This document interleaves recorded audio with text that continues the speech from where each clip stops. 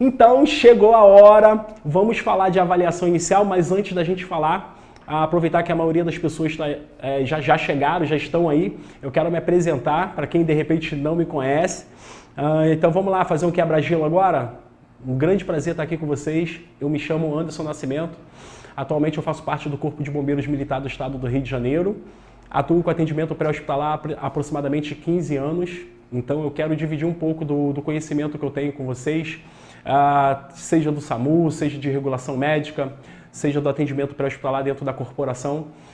Então a gente vai poder pegar algumas ideias que eu tenho. Eu costumo dizer que trabalhar com atendimento pré-hospitalar é muito difícil. As pessoas acham que atendimento pré-hospitalar se resume somente em colocar um colar cervical, fazer o rolamento e colocar a vítima na prancha. Atendimento pré-hospitalar é muito mais do que isso, tá, pessoal? A gente tem que saber fisiologia, eu tenho que saber um pouco de semiologia, então a gente precisa ter um pensamento crítico bem acurado. Então, espero poder dividir um pouco da minha experiência com vocês. Eu tenho certeza que isso aqui é uma troca. E o que eu sempre costumo dizer para os nossos alunos, você precisa manter o seu copo sempre vazio, né? Para que a soberba não ultrapasse. Então, mantenha a humildade, conhecimento não ocupa espaço. Então, cada vez que o seu copinho está cheio, esvazie ele um pouco para você ter mais espaço para adquirir novos conhecimentos. Legal? Então, vamos lá. Vamos ao que interessa. Vamos falar de avaliação inicial. Uma coisa que me deixa muito preocupado quando a gente fala de avaliação inicial, e eu gosto muito de participar com o aluno. Toda hora eu pergunto ao aluno assim, por quê? Porque eu quero ver ele interagindo. Exemplo, pessoal, a pupila tal, o que é? Por quê? Porque eu preciso fazer com que o aluno entenda que ele tem que saber a resposta do porquê. Não adianta ele falar ABC da vida, antes eu sei fazer ABC. Poxa, você e meio mundo sabe fazer ABC da vida. Agora, fazer uma boa avaliação, será que você está preparado para fazer uma boa avaliação?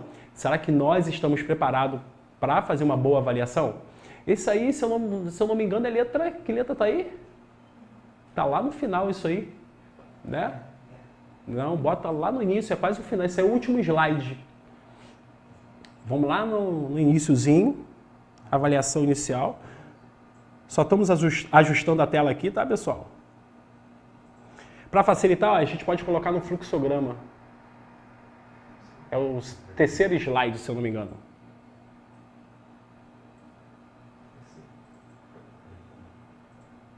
Beleza.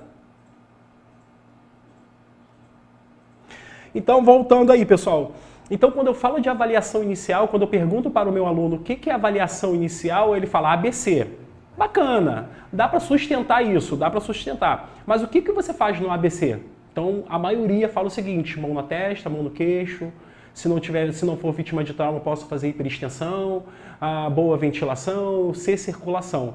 Não é só isso, a gente não pode resumir a avaliação inicial somente a ABC da vida. Não posso somente resumir a ABC da vida. Legal? Show? Então eu preciso desmembrar isso, eu preciso ter uma ideia diferenciada do que é a avaliação inicial. Bacana? Vamos ver aqui qual slide que vocês estão, já estou tendo acesso aqui, beleza? Pode passar o slide por gentileza, pessoal? A gente vai no slide... Número 3, bacana. A primeira coisa que eu preciso fazer quando eu chego na cena, pessoal, isso já é sabido por todos, que é a avaliação da cena, então nem vou entrar muito nesse detalhe de avaliação da cena. O que a gente precisa? Quer falar de avaliação da cena? A gente pode falar dos 3 S's, né? Situação, sign, tá bom? Para você, e a cena propriamente dito. E a segurança, perdão, e a segurança. Então, toda vez que a gente estiver falando de segurança, situação, sign, eu falo 3 S's, por quê? O sign é de cena, o cine, se vocês quiserem, depende da pronúncia do inglês, eu não sou muito bom no inglês, mas espero estar contribuindo com esse tipo de informação. Então, eu preciso que vocês entendam quais são os 3 S's, né? Situação, segurança e cine, sign, tá? Que vem de cena. Lembrando, não existe cena segura, a cena ela é completamente ativa, ela é constante, ela pode mudar, é importante você saber gerenciar a cena. Se você consegue gerenciar bem a cena, a gente vai tentar, na medida do possível, manter ela pronta para que eu possa exercer o melhor do meu trabalho, tá? Então, primeiro, você vai ter cuidado com a sua segurança, com a segurança da sua equipe e, por último, a segurança da vítima. Isso parece ser um pouco redundante, né? Poxa, Anderson, a vítima vai ser o último que a gente vai tentar preservar? Não, não precisa ser o último. A gente tenta gerenciar da melhor maneira possível todos que estão na cena. A cena era muito dinâmica, então a cena pode mudar. Vamos imaginar aquela cena que está extremamente sinalizada, a gente colocou o cone de acordo com a velocidade da via, tantos metros, tudo perfeito, em perfeito estado, certo? Porém, vem um desavisado, né, acima da velocidade da via, digitando no celular, olhando o celular, batendo um papo com a galera no celular, e de repente não percebe aquela sinalização. Quando ele percebe a sinalização, ele já ultrapassou aquela cena, ele já levantou alguns cones, jogou alguns cones para cima e invadiu a cena, ou seja, colidiu com o nosso veículo, atropelou quem estava na cena. Então isso não é atípico. A gente tem vários casos de pessoas que sofreram acidente na cena. E não foi por imprudência, não foi por falta de sinalização, não foi por falta de isolar a cena, enfim, não foi por nada disso. Infelizmente, a cena ela é dinâmica, então a gente tem que ficar sempre alerta quando o assunto for cena. Isso já é sabido por todo mundo, então eu botei aqui só para vocês entenderem um pouco o fluxograma que a gente vai estar trabalhando agora. Fala com delay. De repente, à medida que eu for falando aqui, vai ter um certo delay, tá, pessoal? Mas a gente vai conseguir encaixar tudinho.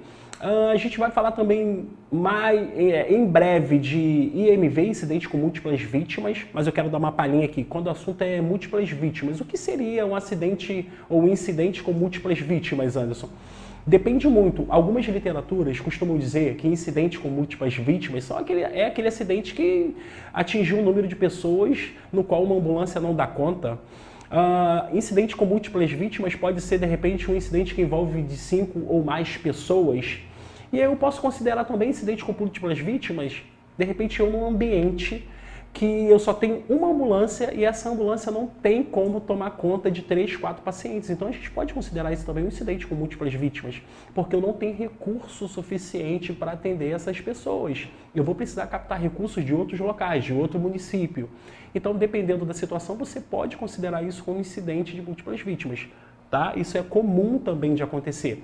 Futuramente a gente pode falar assim do processo de triagem, a gente pode falar do START, o que a gente mais utiliza hoje em dia é o START. Então a gente pode fazer alguns comentários em relação ao método de triagem, tá bom? Isso aí tá perfeito, tá? Ótimo, excelente. Avaliação inicial e impressão geral. Eu sempre pergunto para o meu aluno, quando a gente está falando de maneira dinâmica, de maneira geral, qual é a diferença da avaliação primária e avaliação secundária, algo que a galera fica muito na dúvida. O que é avaliação primária, o que é avaliação secundária, o que é impressão geral? Então, muitas das vezes, na impressão geral, eu estou buscando aquelas lesões que ameaçam a vida. Anderson, me dê um exemplo de uma lesão que ameaça a vida. Uma grande dica que eu dou para vocês em relação ao atendimento pré-hospitalar de maneira geral, que eu vejo poucos socorristas tentando estudar, entender, princípios, preferências, pensamento crítico. Então vamos falar sobre princípios e preferências. Quando eu falo de sangramento, qual é o princípio do sangramento? Deixar o cara sangrando ou controlar esse sangramento? Fala para mim, qual é o princípio do sangramento? Controlar o sangramento? Estancar a hemorragia? Bacana. Quando eu falo do princípio de uma fratura, o que a gente deve fazer? Qual é o procedimento que eu devo adotar frente a uma vítima que apresenta uma fratura, seja aberta ou seja uma fratura fechada? Poxa, Anderson, imobilizar. Bacana. Quando a gente fala de imobilização, estou dando um exemplo aqui, eu tenho outras ferramentas que eu posso adotar. Eu posso, de repente, imobilizar com tala moldável, eu posso, de repente, imobilizar com uma tala splint, eu posso imobilizar com papelão. Então, isso aí vai... Quem vai fazer essa escolha? Qual é a minha preferência? Então, posso fazer uma escolha de qual ferramenta eu vou utilizar, qual ferramenta eu vou adotar frente a esse cenário.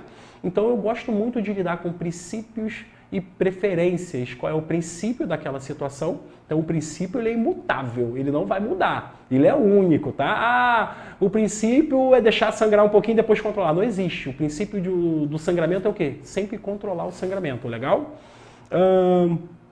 Então, quando a gente fala de uma impressão geral, eu tenho que saber quais são as lesões que ameaçam a vida. Então, você vai chegar na cena, você viu um paciente perdendo muito sangue, aquele ferimento sanguinante, um sangramento massivo. Então, eu sei que eu preciso controlar esse sangramento o mais rápido possível. Se de repente eu chego na cena, meu paciente está com a dificuldade para falar, está com uma dificuldade de respirar, ele tem uma respiração ruidosa. Qual é o princípio? Avaliar a via aérea do paciente, desobstruir a via aérea, limpar a secreção, manter essa via aérea patente, manter essa via aérea pérvia. Isso tudo a gente precisa saber. Isso é inegociável, eu tenho que ter essa noção. Tá? Então, a gente no atendimento pré-hospitalar, a gente precisa ter uma cabeça muito aberta, a gente precisa estar estudando direto, eu preciso estar sempre me atualizando. Um grande problema que a gente tem na área da saúde, de modo geral, a galera da área da saúde acha que eu faço um curso uma vez, não preciso fazer outro. Parece que a gente é autossuficiente, parece que não precisa de atualização. A gente precisa estar sempre se atualizando, pessoal, sempre. A gente precisa sempre estar atrás do conhecimento. E volto a dizer, conhecimento não ocupa espaço, então por que você não vai buscar conhecimento? O que vai fazer você ser diferente no mercado do trabalho é a quantidade de livros que você lê, é a quantidade de informação que você busca. Isso vai fazer com que você seja diferente. Legal? Tem uma perguntinha aqui, vamos ver.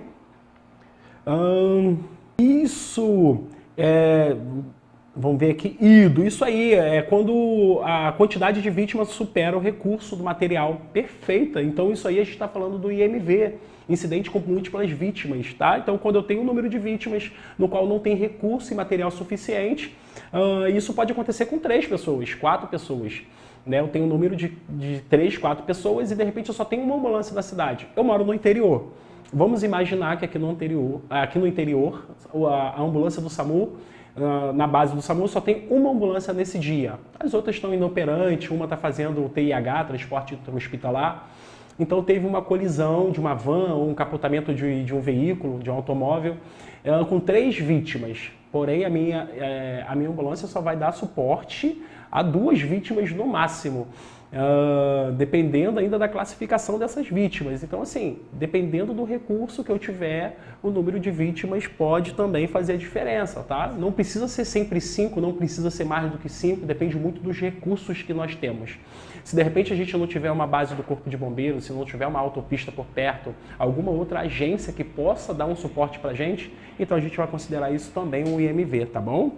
Um incidente com múltiplas vítimas. Então, quando a gente fala de impressão geral, eu quero saber quais são as lesões que ameaçam a vida.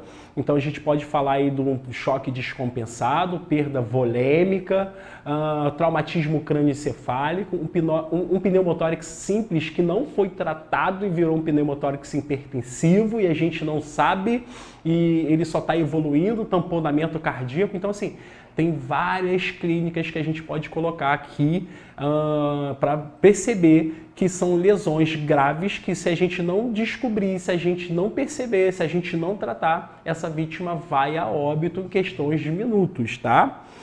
E outros tipos de lesões, tá? Atendimento inicial ao paciente. Então, hoje, a live de hoje, a gente vai falar sobre a avaliação inicial, aquela primeira avaliação. Amanhã, a gente vai falar sobre o exame secundário.